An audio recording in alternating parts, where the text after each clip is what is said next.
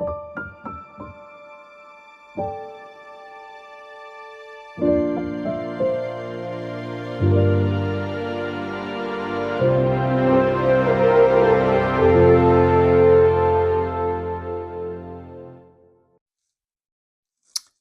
welcome back to High Fell. A little bit of a scenery making video today, and specifically we're going to be looking at what I made my road surface out of. Hopefully that'll actually get on there. And I'm really pleased with the way the texture has come out on this, and it's also the way that I've made all of the undulations in here and the bits that basically go together with the rocks. You can see there's quite a few sort of little hilly undulating bits. Nothing really in nature is flat. Even builders can't get stuff flat, so nature, no chance. Right, I'm just going to focus in next to that Bedford van. And I'm quite pleased with that, and it's very, very cheap and easy to do. So, to the kitchen. So we're in the kitchen for this part of the operation, and in front of us we've got the essentials for making model splodge, which is my version of something that might rhyme with Sculptamold paper. So this is the stuff that comes now with virtually all of your goods that you have delivered, say from Amazon, etc. Some filler. This is the cheapest stuff I could get in B&Q. I only wanted a small amount. I've done the vast majority. If you're going to be doing a large area, well worth looking out for gyprock. Used to be available for pennies almost in B&Q. They seem to have stopped doing it, probably because that's their own brand and they might be pushing that more. So have a shop around, see which is the cheapest, or whatever you've got lying around. Don't worry too much about particular properties of how smooth it is, because the actual thing is we don't want it to be particularly smooth, which is what we're going to use the paper for, to add some texture. What I would say is do be aware of what the working time is. So when you're mixing this stuff up, it doesn't matter how much filler you put in, that won't dictate how fast necessarily that it goes off. It's what its chemical composition is. So you can get things like gyprock 60, which is gives you a 60-minute working time, or 30, which gives you 30. This reckons it's 40 minutes, so it's probably gyprock 30 type stuff. I mean, it's all basically gypsum powder. If you've used plaster of Paris, you'll know that goes off super quick. And also plaster of Paris, if you buy it from a model shop, say with a packet that says Pico, you will pay through the nose for it. If you do want to use plaster of Paris and those plaster bandages, check around for medical supply companies, because it's the same stuff that broken limbs get mended in. And again, you can pick it up much, much cheaper there. So don't get your leg lifted. To mix it up, going to use one of these little, well, again, they've got various trade names. Check around. You might actually probably find that you can pick these up in charity shops, second-hand shops, things like that. The bit that really is going to get used, if you're going to get worried about anything, is the blades and the mixing bowl. It shouldn't be too testing on the motor. It shouldn't be any harder than making a smoothie, really. Just a little reminder, my rocks on High Fell actually are pretty much all made from tree bark. We've had a load of storms. In a few months' time, as the bark starts splitting off any fallen trees, if you harvest a bit of that, dry it out, brush it down with a wire brush. Once you have that on the layout and start painting it and sort of adding any details, that can look a really nice rock. You can use it in several ways. You can either use it that way, which is what I've tended to go. That's the look I wanted. But I've also seen people with really good results. And what they do is they cut it in strips. And so they're using this layering here and sandwich it all together and get a look like that. And so I've got to say that one is big thanks to Marklin of Sweden, Martin over there, who's building his new layout. That was a tip I got from him and has saved me a fortune, and I've really enjoyed doing it. Underneath, where we're going to put sort of rocky areas and things like that, I use this stuff, which is aluminium mesh. Again, loads of that kicking around cheap now, because that's what went inside a lot of the masks for COVID. You can get a big roll of that for not much money. It's light, it's easy to maneuver into any sort of bizarre shape you want. And the other thing is, because it's made of aluminium, quite soft, you don't slice your fingers to death like you used to with the old chicken wire. It's a little bit more user friendly, and you cut it with a pair of scissors, so that's not too hard to do. For mixing, You will need to eat a tub of your favourite chocolates possibly, so you end up with an empty bowl. That's just really to keep it in when you've mixed it up, because what we do is we're going to tear this up, stick it in here with some water, chew it all up, and then this can be your store for it before you put any filler in, and then other bits, so something to fill up, just to mix the filler with to get the consistency you want. And obviously these spatulas, again, you can pick these up dead cheap somewhere. I think I bought a pack of 5 for about £1 in the works, and these you might recognise from takeaways. Always keep plastic stuff like that. Rather than throw it away, you can use it for either storing stuff in or mixing bits up. So what we're going to do is now get into how you do it, and it really is very simple.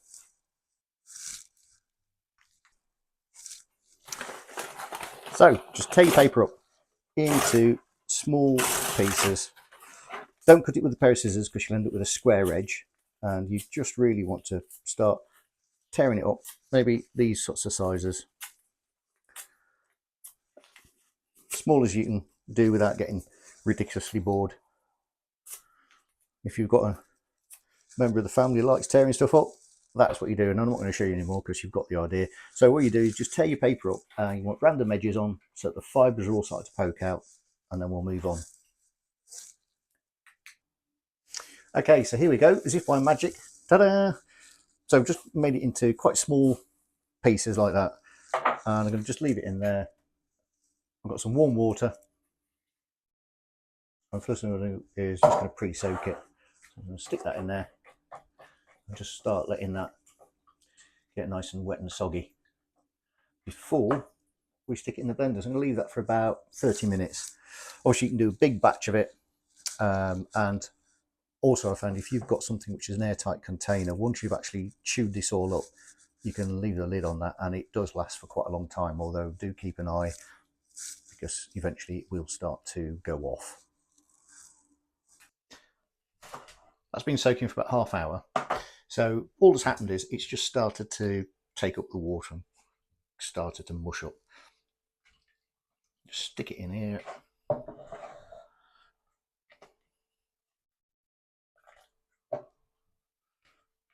So if you have a partner of some sort, don't get caught doing this. They start getting funny about, oh, that's my juicer. Right, so most of the paper's in and I'm spilling it everywhere. Right, I'm going to stick some water in because that is the bit that's going to help it all start to mush up. I did try doing this with dry paper, and oh, it's just a nightmare because the paper powder starts going everywhere, and probably not that good to breathe it in. Right.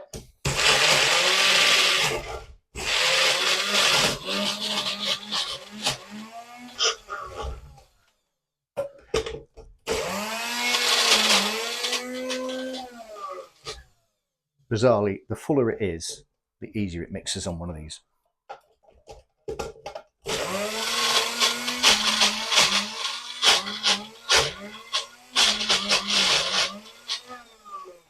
Right, you've got the idea. I'm just going to keep going with that until that's all nicely chewed up. I'm not going to subject it to any more of the horrific sound. Here we go.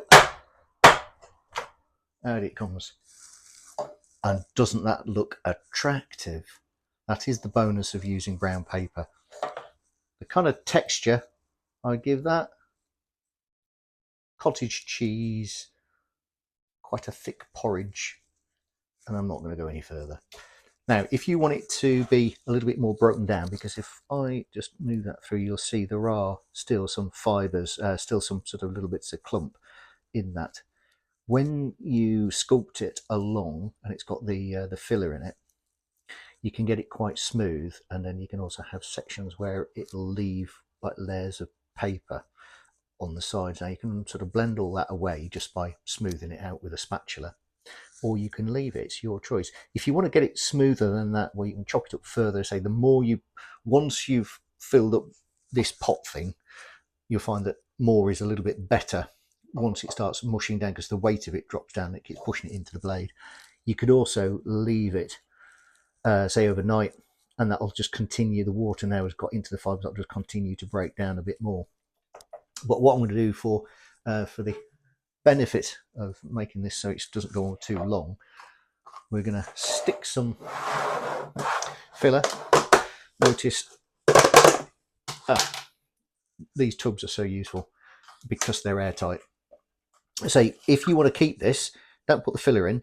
You can. I've kept this for up to a fortnight, and as long as it's airtight and you've got clean hands and it's not contaminated with anything that's going to start having bacteria growing on it, so a fortnight it will, a week at least. So that means you've got some time to make a batch of this and then do whatever you need to do on the layout.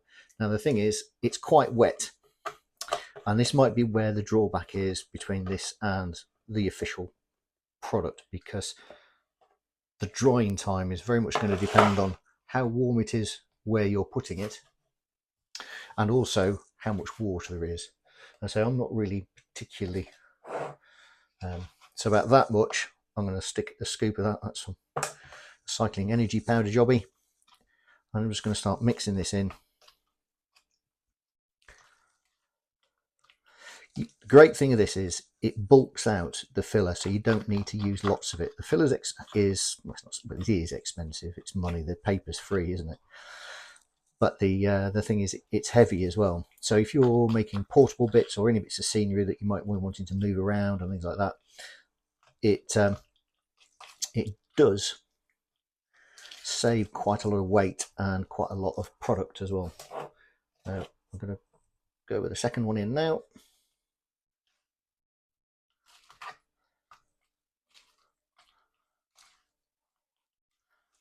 And you see it just starts up. The consistency doesn't really change too much. Obviously the powder filler knocks it back a bit, and then I'm not going to go an awful lot more. I'm just going to go with a test piece. I'm just going to stick this down on here, and you can, the beauty is as well, you can start to work it,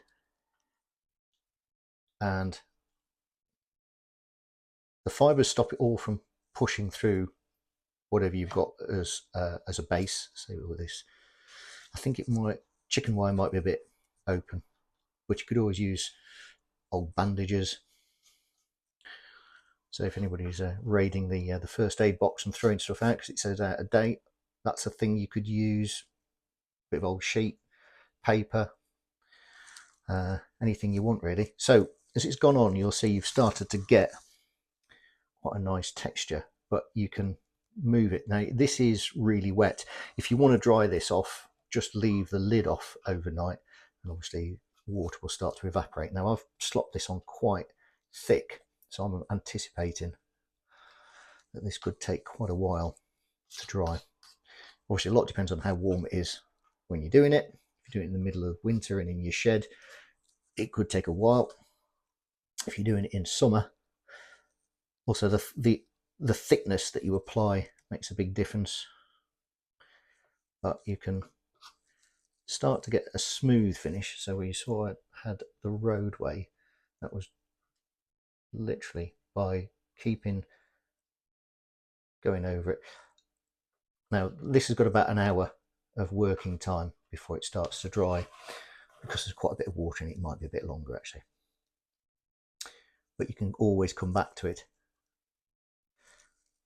But what I like is the fact that you can keep on going with it, and you can really get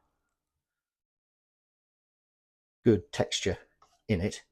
It is cheap. I'm sure that the expensive off-the-shelf thing has got some other properties which might be better, but for something that's costing a couple of quid for a huge amount, particularly if you've got a lot to do, and bear in mind for a lot of the time when we're putting our scenery in, this is our base, and then you put in other products over the top, so often a lot of those properties from the expensive stuff get covered up.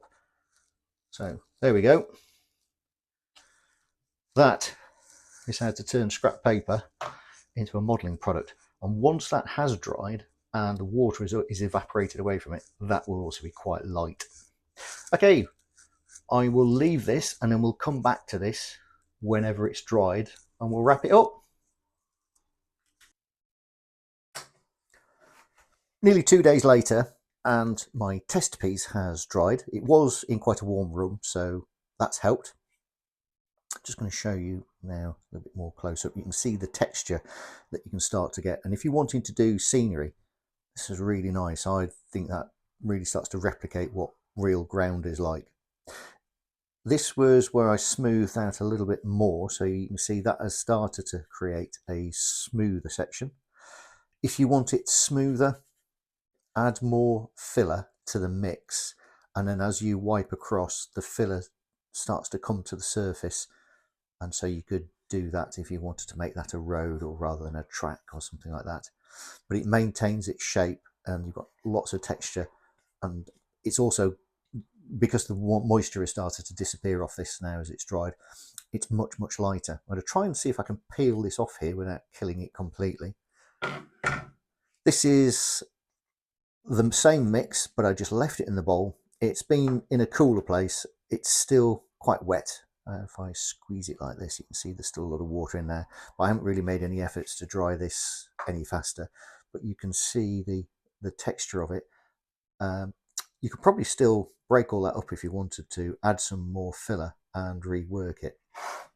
But in a few moments I'll have a go and see if we can separate that from the board and see what it looks like from the other side.